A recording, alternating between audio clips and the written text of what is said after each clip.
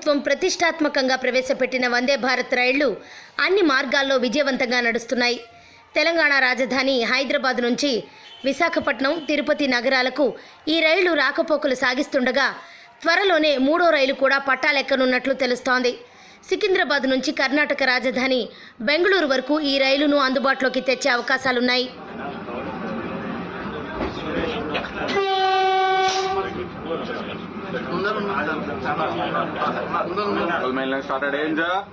సికింద్రాబాద్ నుంచి బెంగళూరు వెళ్లేందుకు 2 రూట్లున్నాయి.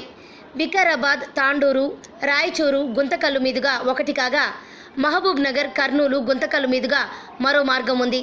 అయితే రైల్వే అధికారులు 2 మార్గం వైపే మొగ్గు చూపుతున్నట్లు సమాచారం.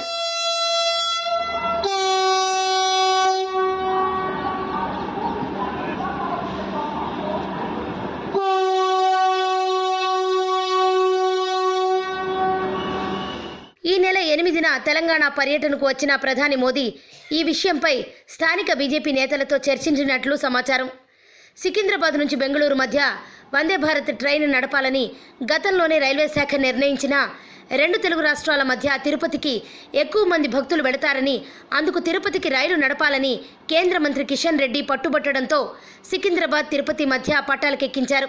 ఈ రైలును ఇటీవల ప్రధాని మోదీ ప్రారంభించగా సికింద్రాబాద్, బెంగళూరు వందే భారత్ను కొంతకాలం తర్వాత ప్రవేశపెట్టాలని రైల్వే శాఖ భావించింది.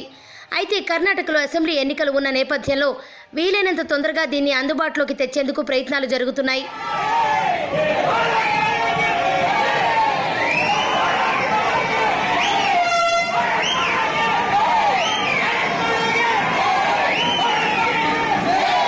ఈ కొత్త రైలుకు సంబంధించిన అధికారిక ప్రకటన త్వరలోనే వచ్చే అవకాశం ఉన్నట్లు సమాచారం.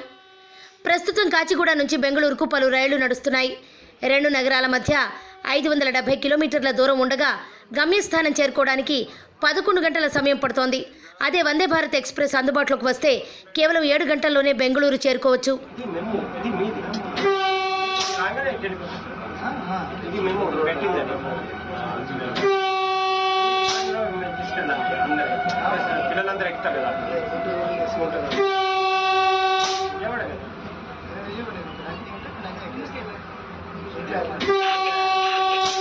Mongol mainland started danger.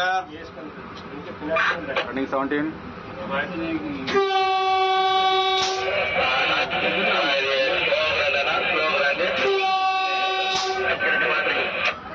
Right on me, Japan after.